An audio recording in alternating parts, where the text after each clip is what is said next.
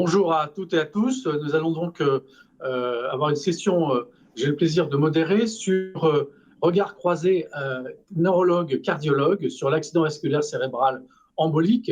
Vous savez que la fibrillation atriale, d'ailleurs comme l'hypertension artérielle, sont des grands pourvoyeurs d'accidents vasculaires cérébraux. Et autant le lien entre système cardiovasculaire et cerveau est important, autant évidemment le lien entre neurologue et cardiologue va être important pour une bonne prise en charge des patients.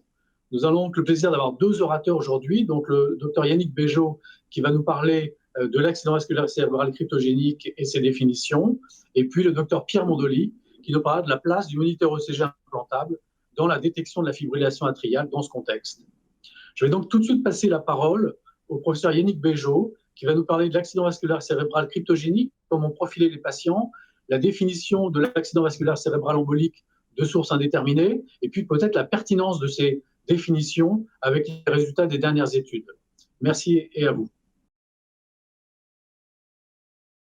Eh bien, bonjour à tous. Tout d'abord, merci au Conseil scientifique de m'avoir invité à ce symposium et au laboratoire Medtronic. Voici mes liens d'intérêt par rapport à cette présentation. Alors, en tant que neurologue, nous sommes confrontés à différents types d'accidents vasculaires cérébraux. Ici, bien sûr, nous n'évoquerons que les infarctus cérébraux. Et au sein même des infarctus des cérébraux, il existe une grande hétérogénéité quant à l'origine étiologique de l'accident vasculaire.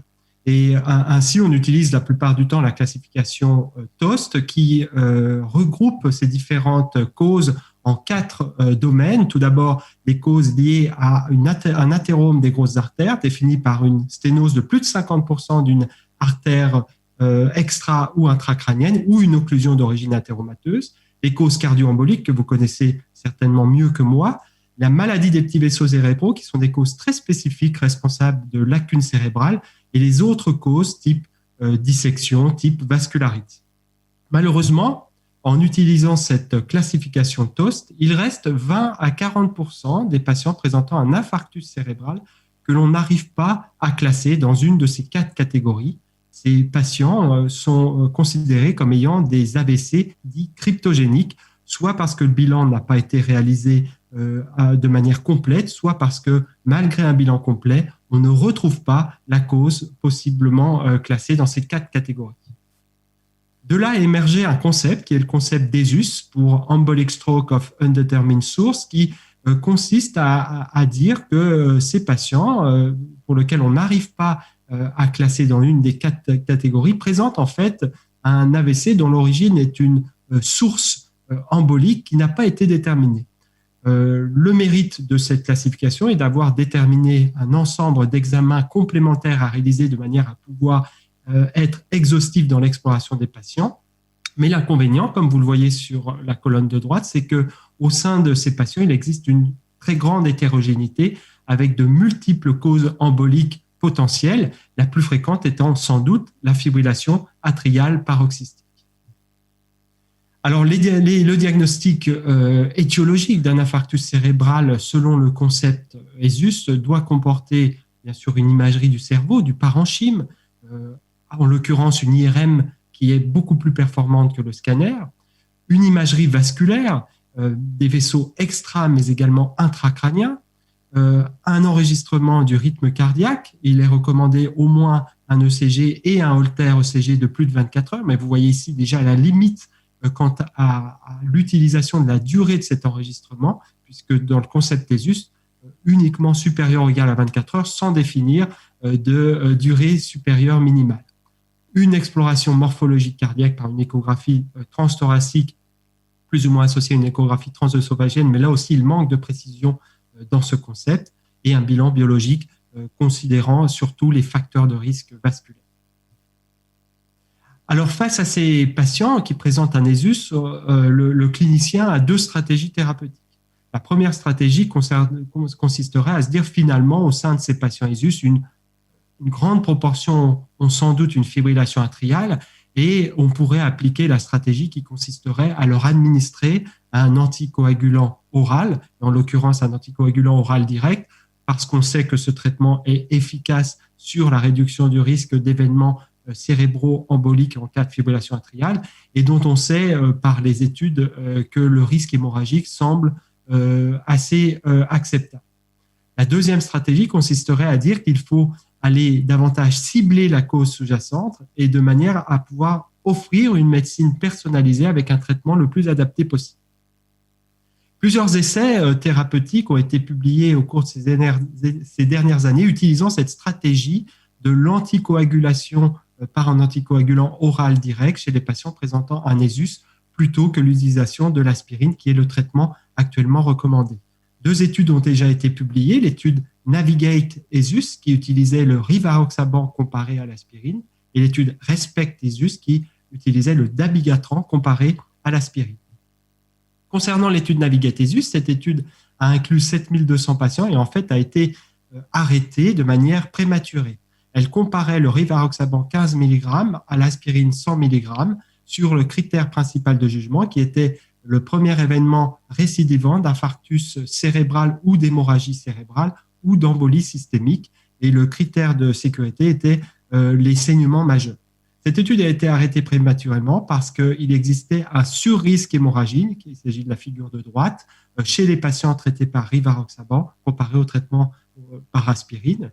Et il n'y avait pas d'observation d'une amélioration du critère principal de jugement d'efficacité. Dans le détail, on retrouve que l'excès hémorragique concernait surtout les hémorragies intracrâniennes et qu'il n'y avait pas de signal en faveur d'un bénéfice sur le risque ischémique dans cette étude, d'où l'arrêt prématuré. Donc, étude négative.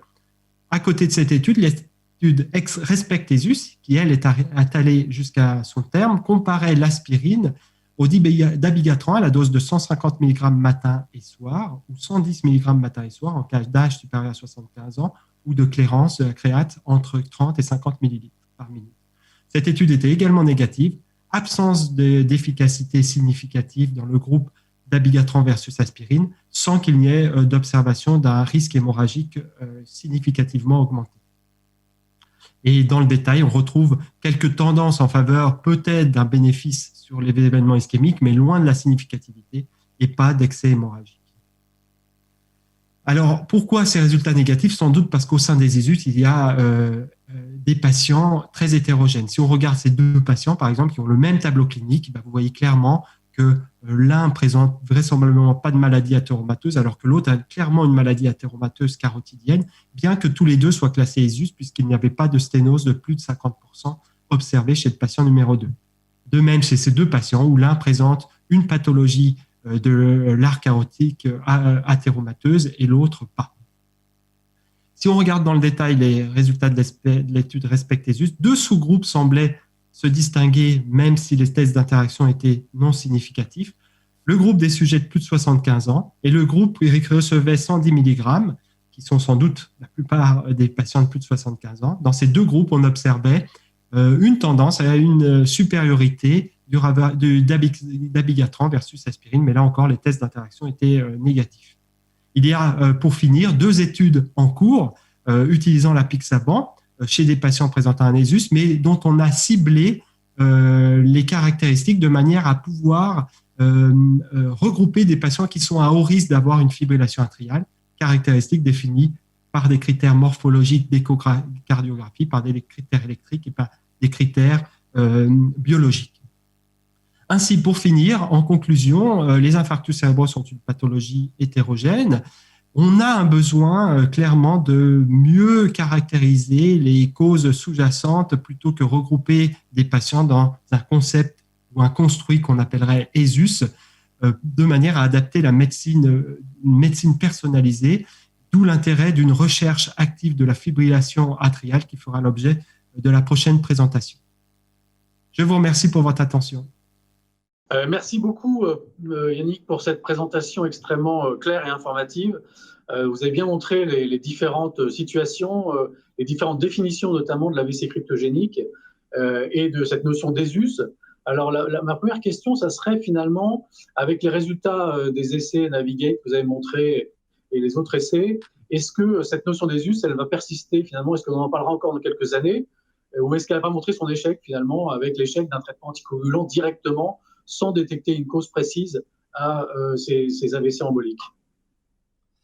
Merci pour votre question qui est effectivement totalement d'actualité dans le raisonnement actuellement neurovasculaire, et on s'aperçoit de plus en plus que cette notion d'ESUS est un construit plus qu'une réalité clinique.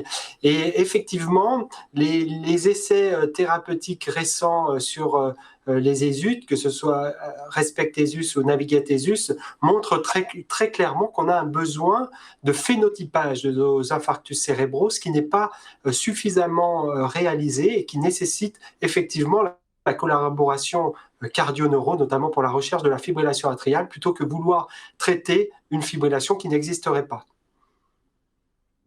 Donc voilà, et donc finalement, cette recherche, vous avez bien montré votre image, hein, celui qui mitraille partout et le tireur d'élite qui va chercher la cible.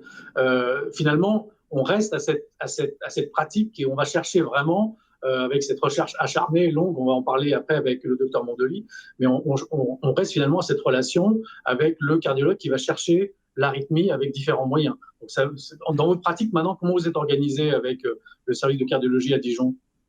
Alors clairement, ça va dans le sens de cette collaboration qui va être plus étroite et qui doit être maintenue, parce qu'on voit bien qu'il faut aller rechercher la fibrillation atriale. Donc nous, concrètement, on travaille vraiment main dans la main avec les cardiologues. Tout d'abord, dans le cadre d'une RCP hebdomadaire sur lesquelles on discute les fermetures de FOP, les fermetures d'auricules, la mise en place de dispositifs d'enregistrement longue durée pour ces patients dont on suspecte fortement une fibrillation atriale. Et c'est dans la pratique courante, et on détecte entre 15 et 20% de fibrillation atriale grâce à ces techniques d'enregistrement longue durée dont on reparlera au cours de cette discussion. Donc c'est vraiment une collaboration qui était présente et qui s'est renforcée à la lumière des différents résultats récents des essais. Oui, je crois que ces essais négatifs, finalement, nous renforcent dans l'idée qu'il faut s'acharner à chercher la fibrillation atriale. Écoutez, c'est une très bonne transition. Je vais donc passer la parole au docteur Pierre Mondoli qui va nous parler de la place de ce moniteur ECG et dans la recherche de fibrillation atriale chez ces patients ayant un accident vasculaire cérébral inexpliqué. Merci à vous. Bonjour, je vais donc vous parler du rôle et de la place du Holter implantable ECG dans le cadre notamment du bilan d'accident vasculaire cérébral. Voici mes conflits d'intérêts. Alors, il a été démontré depuis pas mal de temps que la durée d'enregistrement de monitoring ECG était importante dans l'efficacité de la détection de l'AFA, et notamment même avec des Holter ECG externes, c'est-à-dire le Holter ECG conventionnel, mais que l'on va laisser plusieurs jours, voire plusieurs semaines. Dans ce travail de 570 patients ayant plus de 55 ans, on voit que ces patients avaient eu un AVC dit étiqueté cryptogénique sans antécédent de FA, et on a essayé de dépister les épisodes de FA de plus de 30 secondes qui était le critère principal, et éventuellement de plus de 2,5 minutes qui était un critère secondaire. La conclusion qui est faite de ce travail, c'est que globalement, le taux de FA détecté est proportionnel à la durée du monitoring. On voit très bien ici sur les histogrammes que le taux de détection est à 2% au bout de 24 heures de monitoring ECG et va aller jusqu'à presque 15% au bout de 4 semaines de monitoring, avec, vous voyez, une différence quand même importante entre au bout d'une semaine 7,4% jusqu'à 14,8%, soit le double 3 semaines plus tard. Et ce, quel que soit le type de FA, pour les FA de plus de 30 secondes, pour les FA de plus de 2,5 minutes. De la même manière, avec du Holter externe, 4 centres allemands ont fait une étude randomisée chez des patients qui ont eu un accident ischémique de moins de 7 jours, des patients de plus de 60 ans, naïfs de tout épisode de FA clinique, et ils ont été randomisés dans un bras un suivi classique, c'est-à-dire au moins 24 heures de monitoring ECG sans plus de précision ni de renouvellement évident du monitoring, versus des périodes de monitoring de 10 jours en post-AVC immédiat à 3 mois et à 6 mois. Et là encore, on voit très bien que dans le bras des patients ayant eu un monitoring plus long, mais le taux de détection de l'FA est plus élevé, 13,5% versus 4,5%. Pour cela, désormais, on a c'est du Holter externe qui est difficile à garder de plusieurs semaines, plusieurs mois. On a des appareils qui sont sous-cutanés, qui se mettent en place, très miniaturisés, qui se mettent en place le plus souvent en consultation avec une simple petite incision cutanée. Donc vous avez ici les 3 modèles disponibles. À droite, le Revealing de chez Medtronic, le Biomonitor 2 de chez Biotronic en haut à gauche, et en bas, le Confirm RX de Abbott Medical. Ces appareils ont été testés pour juger de leur capacité à détecter la fibrillation auriculaire. Ici, c'est le système Abbott qui a été testé avec une recherche de FA infraclinique chez des patients de plus de 65 ans sans antécédent de FA, avec des facteurs de risque de FA qui étaient le fait d'avoir un Shadva score supérieur ou égal à 2, d'être obèse ou bien d'avoir une apnée du sommeil, mais également de manière concomitante d'avoir dilatation de l'oreillette ou un NT-proBNP élevé. Et on voit très bien sur le diagramme en bas qu'en fonction de la durée de FA enregistrée, vous avez FA de plus de 5 minutes, la courbe du haut, 30 minutes en dessous, et la courbe la plus basse, c'est des FA de plus de 24 heures. On voit que quel que soit le type de FA que l'on recherche, ce taux de détection augmente au fur et à mesure des mois de suivi. Le système Medtronic a également été testé chez des patients un petit peu similaires, c'est-à-dire sans antécédent de FA, Shadva-Vasc supérieur ou égal à 3, ou bien Shadva-Vasc supérieur ou égal à 2 et coronarien, ou insuffisant rénal, ou avec une apnée du sommeil, ou bien une BPCO. Et le résultat est le même, quelle que soit la durée de la FA que l'on recherche. L'incidence est proportionnelle au temps d'enregistrement. Le temps médian de détection de la FA est de 123 jours. Il a été également réalisé un travail plus spécifique dans le bilan d'AVC cryptogénique, comparant le Holter implantable au protocole standard de recherche de l'AFA, 440 patients de plus de 40 ans, 61 ans en moyenne. Ils n'avaient pas d'antécédent d'AVC et étaient étiquetés AVC cryptogénique. Et on voit très bien que là encore, au fur et à mesure du temps, la détection de l'AFA augmente dans le groupe Holter implantable, et que la différence entre le groupe Holter implantable et le groupe standard est claire et évidente, puisqu'on est presque 9% à 6 mois de détection de l'AFA contre 1,4%, et à 36 mois, 30% de détection dans le groupe Holter versus 3% dans le groupe standard. Le temps médian de détection de l'AFA est de moins de 3 mois, donc on découvre assez vite l'arythmie. 79% des premiers épisodes de FA qui ont été détectés sont asymptomatiques, donc n'auraient pas été détectés sans ce moniteur. Et 88% des patients qui ont été détectés par le Holter implantable ne l'auraient pas été, même avec un Holter de 30 jours. Tout ceci maintenant est connecté par le biais de la télécardiologie avec nos centres de télésurveillance, et chaque système a un relais qui est soit posé à la maison dans la chambre avec une relation automatique quotidienne entre le système implanté et le relais, et qui en cas d'alerte va transmettre à un centre et nous renvoyer un email par télésurveillance. Et la société Abbott a mis en place une application smartphone qui sert de relais. Le smartphone servant de relais, il n'y a donc pas de système supplémentaire pour la télécardiologie. Ceci permet donc d'avoir des alertes. Vous voyez, chez ce patient qui avait eu un AVC ischémique sans cause, on voit apparaître ce sont les fréquences cardiaques, on voit un nuage de points, c'est-à-dire des fréquences cardiaques très très variables d'un seul coup, brutalement, mais pendant une période prolongée. Et on a bien sûr un électrocardiogramme qui nous permet de valider le diagnostic de fibrillation auriculaire de manière tout à fait satisfaisante dans cet exemple. Le problème étant que ces appareils nous montrent également beaucoup de choses qui ne sont pas de l'AFA et pourtant étiquetées comme telles, comme ces épisodes de surdétection de parasites et d'interférences extérieures qui polluent un petit peu les centres de télécardiologie, et qui est à l'origine de beaucoup de travail par les personnes qui s'occupent de trier ces alertes. Au final, on a bien démontré que le monitoring ECG est très important dans le bilan de ces d'AVC cryptogéniques sans cause retrouvée vasculaire au niveau des troncs supraortiques, que pour rechercher de l'AFA, il faut exposer le patient longtemps à du monitoring.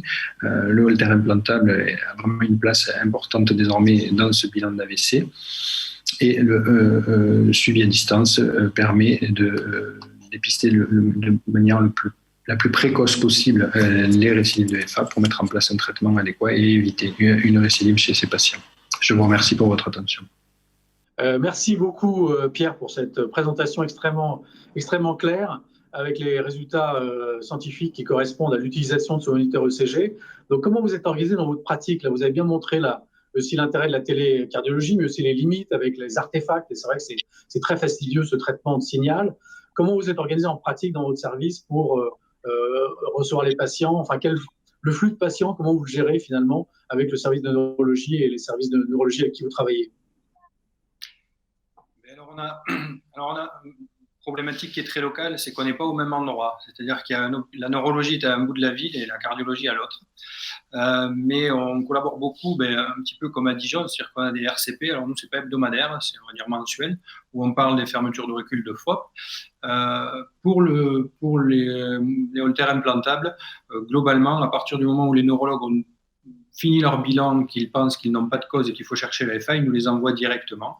Et on a, depuis le développement des systèmes, moi j'aime pas trop le mot d'injectable, mais de facilement implantable, on fait ça dans notre consultation de pacemaker, où on peut allonger un brancard avec tout ce qu'il faut, donc on le fait à la consultation. Donc ils prennent des rendez-vous auprès de l'agent d'accueil pour la mise en place, et c'est bien sûr juste à côté de notre antenne de télécardiologie, où on a 2 infirmières dédiées qui, une fois l'appareil mis en place, viennent expliquer la télécardiologie aux patients. Et par la suite, c'est elles qui font le tri des alertes et ensuite qui nous sollicitent avec les vrais tracés, j'aurais tendance à dire, puisqu'elles sont habituées à avoir des tracés enregistrés par le biais des prothèses, pacemakers et défibrillateurs. D'accord. Et donc, est-ce que la sélection des patients à qui vous proposez l'implantation d'un moniteur, elle est le fait purement des neurologues, ou est-ce que vous avez une discussion sur chaque dossier? Comment ça se passe? Disons qu'on est habitué à discuter ensemble, et quand les neurologues quand c'était une évidence pour eux, nous on ne les voit que pour l'implantation. À partir du moment où il y a un doute, on règle ça soit lors de la RCP, soit par un coup de téléphone et une discussion, et éventuellement ils nous les envoient en consultation.